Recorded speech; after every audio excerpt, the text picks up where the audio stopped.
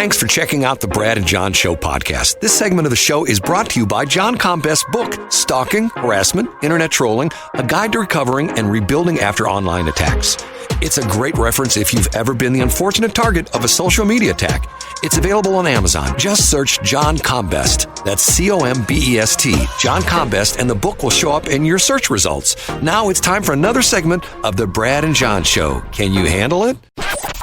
It's me, Egbert, once again. I'm the new owner of this station. I went out and hired the best talk radio consultant, Jeff Allen from News Talk STL, and told him to hire the worst talent he could find. Jeff did exactly as I told him. Ladies and gentlemen, here are Brad and John. You know, it was interesting. I was listening to some of the other talk radio stations yesterday, John. Yeah. I was listening to 93.3 Real Talk, yeah. Tracy's station. Yeah. And I heard one of the listeners call in. I hope you don't mind. I recorded the listener. I thought this was really interesting. You know what the listener said? Ooh, I want to hear it. I don't know if you've noticed it. I have 2 hearing aids. I'm very deaf. I'm not understanding. Everybody's yelling. I'm doing the best I can. As one of the listeners, so. Well, and that listener counts as 18 followers on Facebook. Right. Okay. Let's talk about Harrison Butker. Oh, yeah. Hold on. I have a bunch of stories up about this today at johncombest.com, Brad. It's getting interesting when not only does Patrick Mahomes, Coach Reed, and the president of the NFL, what's his name? Richard Goodell, Howard Goodell, something Goodell, right? Yeah, Howard Cosell. No, it's not Howard Cosell. Howard Cosell, and I want to say Harrison Butker's right about the broads. I love a good sandwich. Whatever his name is, Mr. Goodell. Down goes Butker, but he's back up. And I have to hand it to Mahomes, if you've heard this quote, he essentially is saying, look, he's entitled to his opinion. I'm sort of paraphrasing what he's saying. He's saying he's a great teammate. And matter of fact, we read this yesterday to the point where he kicked, how many field goals? Wasn't it three field goals in the past Super Bowl? And he put them into overtime, which if he wouldn't have kicked that field goal, they wouldn't have gone into overtime. They would have lost the Super Bowl. And Mahomes has come out essentially saying, hey, look, the guy's got his opinion. You know, I don't necessarily agree with what he said, but you know what? Yep. He can say whatever he wants to say.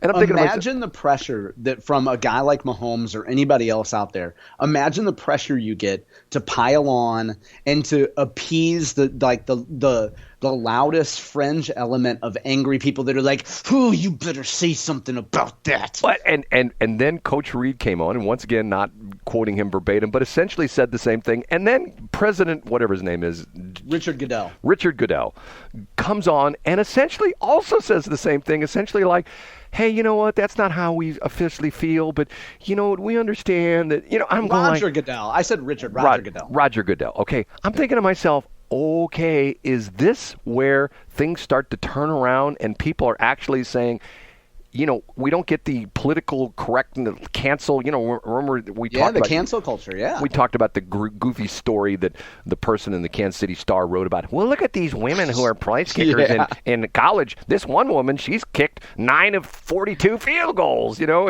and yet his record was like last year was his best year. He had like 93% field goal completion. And when we were on the air yesterday, Brad, I looked this up. I don't know if you remember in 2020 or either 2020 or 2021.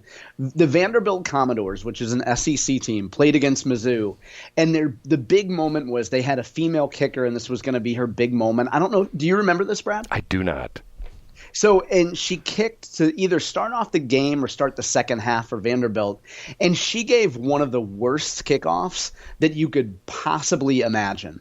And it was like, well, a collective shrug, like, okay, you want to put a girl in an SEC football game and expect them to perform, you're setting her up for failure. Like, this doesn't serve anybody. But go ahead, Brad. Okay, 2 things. First off, let me just get this out of my system, okay? If you want to completely blow up the men who can play women's sports, the whole thing with Riley Gaines is still, complaining about, and justifiably so. I think that what happened to her was horrible. And I think my daughter, who was never in athletics, but she was in dance, and I could sort of see the same thing. She was on the dance squad, which is all girls, and I could see where if some guy comes in, not necessarily good. Okay, here's the interesting part of it is, if somebody really wanted to blow up this whole thing, and I think even Donald Trump said this at one point in time, he said if he wanted to unmask the whole crazy thing about transgender men who decide they want to compete against women in athletics, he said he would just, and maybe it wasn't him, but I remember somebody telling the story, that he would just essentially blow this whole thing up by going to like LeBron James when he retires and getting like all these guys who were, incredible basketball players but couldn't quite make it into the NBA and say, okay, I'm going to pay each of you $10 million for this year, and here's what we're going to do. We're going to have a WNBA team. And they would go, I don't know how many games the WNBA plays. Let's say 40. They would go 40-0 because they would crush every single team they played. Yeah, it wouldn't even be close. Right. And to the point, the same thing, like if a college, let's say you had some Oral Roberts University that was they weren't real wild about the transgender thing and the LGBTQIA thing, and they decide, okay, we're going to show you people. We're going to put together our transgender football team and transgender basketball team or transgender, whatever, swimming team, and we're going to go into NCAA Division I swimming or basketball against the women, and we're going to win every single meet and every single game. Then people go like, okay, we get it. We understand. This is like out of control. That's the crazy thing about this whole stupid thing. Okay, a couple things that we're getting ready to wind the show down. Mike Otten sent me this, and once again, he knows my crazy, weird personality with stuff like this. Okay, the story is this is from MSN.com. So no, this is not some right wing website. This is from MSN.com. I'll read you the first paragraph.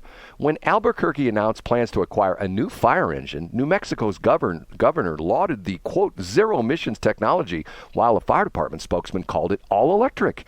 And KRQE 13 gushed about the fully electric fire truck. Now, the story goes on, and it's pretty interesting. San Diego's NBC7 reported in what it called the city's first, quote, all electric fire apparatus. When the electric fire engine debuted in Portland, NBC's KGW Channel 8 quoted a fire department spokesman lauding the monumental zero-emissions vehicle. When an electric fire truck came to Gilbert, Arizona, Fox 10 quoted the fire chief saying, quote, there's no cancer coming out of the tailpipe, and I say that way because diesel particulates are contributed to cancer. Viewers could be forgiven for thinking that the new fire trucks were all electric and zero emissions. They'd be wrong. All the electric fire trucks, what do they have? A diesel engine. Yes. And the reason for this is the fire trucks, and they're quoting these fire trucks are, quote, all electric. Okay. The drive mechanism of the fire trucks are all electric. In other words, when they're going the way to the fire, they're being propelled by electric motors. But when they get to the fire, they fire up the diesel engine, which runs the pumps because it has to be reliable, right? Once again, and the whole point of that is, if you've got, like, let's say you've got some huge monstrous fires, like a 5-alarm fire or something like that, and you show up with an electric fire truck, and you get there, and let's say you burn up half the battery power getting to the fire, and then you turn on the electric pump for the hoses, which pumps the water into the hoses, and 10 minutes later the battery's depleted. No more water coming out. So the all-electric fire trucks are not all electric. They're electric drive, but they still have a diesel engine which runs the pump. Now, if you know anything about... Yeah, you have to, right? Right. If you know anything about big trucks and things like that, they have what's called a PTO shaft. You know what a PTO shaft is? No, I don't. It's a power takeoff. So in other words, in the transmission of the vehicle, you have this a lot of trucks and things like that. These are the guys with bucket trucks and things like that.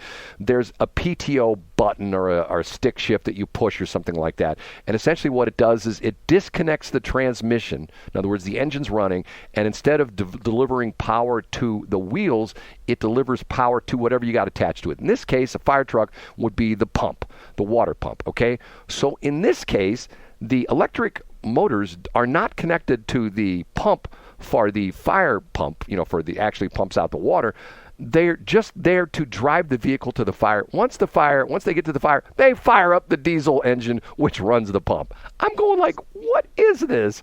And once again, everybody say, oh, it's all electric. Now, it goes in to say, get this, the new fire trucks come with a hefty price tag, 40 to 50% more than a comparable diesel fire truck. For example, the New Mexico hybrid fire truck has been ordered, cost the local government $1.8 million, with $400,000 coming from the federal grant. As state governments such as California, U.S. Environmental Protection Agency write regulations to phase out most uses of the internal combustion engine, the federal government has a program that is buying new diesel engines to replace older, more polluting models all over the country, and everything from school buses to tugboats. In other words, the federal government is sort of secretly admitting, hey, you know what, there's some applications where electric just not going to work, so we're going to buy you a new diesel engine which has got lower emissions. I'm thinking to myself, isn't BS or what? Well, the industry needs help, Brad, as we've talked about before. So I wouldn't call that BS. And Brad, you're attempting to put a price on saving our world from fossil fuels, which I think is very capitalist of you, I would just like to say. But once again, if that electric fire truck here in the St. Louis area, when they get back to the fire station, they plug it in, it's running off electricity from, the Portage to Sioux power plant, which has got Yes. coal, and it's running off of the Labadie power plant, which is coal. Now, what I love about the whole power takeoff thing is that this is the first time that a PTO hasn't involved a bunch of gals gabbing about teacher gossip, you know? Usually they meet in a cafeteria and are gossiping about who the cute new principal is going to be. Okay, a couple more things here. Two last things we'll finish off with. Have you heard what's happening in Illinois? They're renaming, if you are a person who has violated the law, you would typically be called and the word Democrat. No, a radio person. No, you would typically be called, and the word ends with starts with an O, ends with an R. Offender. Offender, okay? The word offender is being replaced in Illinois. Have you heard this crazy story? No, I haven't. This is going to be good, though. I think this is actually a law that Pritzker is going to sign either today or next week before the end of the month. He's going to require that in the state of Illinois, no one is referred to as an offender anymore. You think I'm making this up? I'm not. They're going to be referred as, the new word is justice impacted individual. Oh, now wait a minute. That's a JII. Right. Justice impacted individual. Wow. Right. So you're no longer so if you go into traffic court when normally you would be called a traffic offender, you would now be called a traffic justice impacted individual. I'm thinking to myself, we started this. If you go to the BJ Show site, I started this thing which not Rush with Neil Bortz did years ago on his show. He had a page on his website, which was his glossary. I started that on BJ.show. I see, yeah. Okay, if you go on BJ.show, BJShow.co, you'll see the glossary.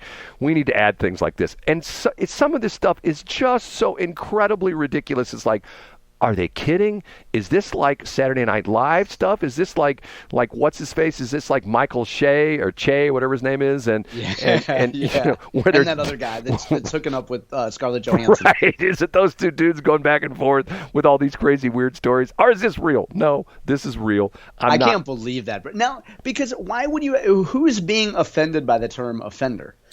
Well, once again, here's what you and I need to do. This should be a fun part of the show.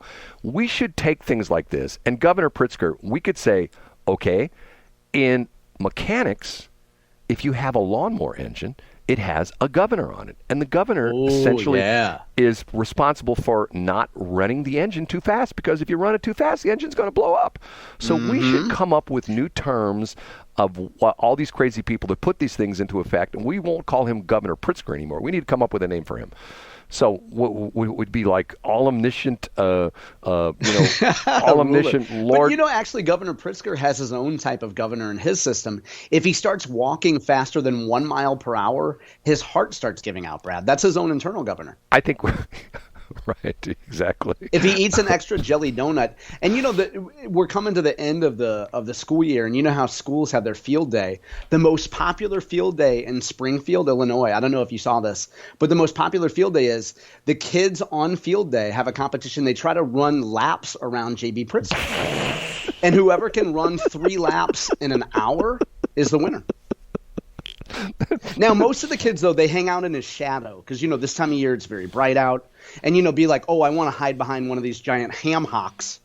And, there's nothing wrong with men with cellulite. But if you want a blue ribbon, try to run 3 times around Pritzker in an hour, Brad. I can't do it. Well, here, let me come up with a name for him. Instead of, we would call him calorically exploded enhanced. Calorically enhanced ruler of the great state of Illinois. He's not right. I mean, once again, this stuff is just gotten out of control. And last but not least, we'll just talk about this next week. We went too long. They're going after Live Nation and Ticketmaster because guess what? I think they control all the live entertainment and the tickets and things like that. But the government's finally saying, okay, enough's enough. Now, the crazy thing about it is, one of the reasons they're going after, and it's interesting because Taylor Swift. Exactly. The Taylor Swift thing. I'm thinking to myself, there is some daughter of one of the politicians who said to their dad, who's a rep or senator, I want a ticket. I want to go to the Eras tour. Right, and they couldn't get in on the pre-sale because the computer crashed. Dad, you're a government official. I sound like John now. Dad, do something about it. Yeah, do something about it. Make those terrible people to the point where their computer system works and they don't crash when I try to buy my Taylor Swift tickets. God. We don't do enough for ticket-impacted individuals, Brad. It always cracks me up when you see somebody on, I don't know if I'm an old guy, so I see this from time to time, when somebody posts a concert they went to and they show like a ticket where they saw like The Who, like in 1972, yeah. And the ticket price is $3.50. Yeah. You're going hey, like, who's going to fix that at Live Nation, though? Remember, former Post-Dispatch reporter Kevin C. Johnson is going to Live Nation. Now, he's not going to sell any Morgan Wallen tickets. But That's he right. will be working for Live Nation doing content. And by the way, one last thing, Backtrack. This is on my notes and I didn't get to it, but last thing, the Harrison Butker thing. I don't know if you saw this or not. Kansas City, the city of Kansas City has fired the social media person that essentially put out where Harrison Butker lives on their. I have those stories up today. Folks can go to johncombest.com and read the coverage. The mayor was on Pete Mundo's show talking all about it, and Tony's Kansas City has the piece up. I'm thinking to myself, yes, there is a God. Once again, the sad part of it is this. Let's guess what that person is, that social media person. Let's guess what button they pull when they go into the voting booth. Is it the D button or the R button? Is it the all Republican button or is it the all Democrat button? Guess what? Yeah. Which one, John? I think they vote for Democrats and their dead relatives. They get an absentee ballot, and they vote for the Democrats, too. And their dead relatives vote for Democrats, right? It's Joe Biden's America. Right. Now, Brad, we're off on Monday, right? Right, yeah, no Monday. That's what I thought. Folks, I hope folks are able to make it through the weekend without hearing us on Monday morning, Brad. John, you're off on Monday. I'm off every day. We're all off a little bit, Brad. John, hey, I heard a rumor that you have a lawnmower to fix. Shouldn't you be getting to that? I have to put my clothes on first. I'm doing the show this morning in my underwear. Okay, talk to you later, John. See you guys Tuesday. Thanks for checking out the Brad and John Show podcast. This segment of the show is brought to you by John Combest's book, Stalking, Harassment, Internet Trolling, A Guide to Recovering and Rebuilding After Online Attacks. It's a great reference if you've ever been the unfortunate target of a social media attack. It's available on Amazon. Just search John Combest. That's Combest, John Combest, and the book will show up in your search results. Now it's time for another segment of the Brad and John Show. Can you handle it?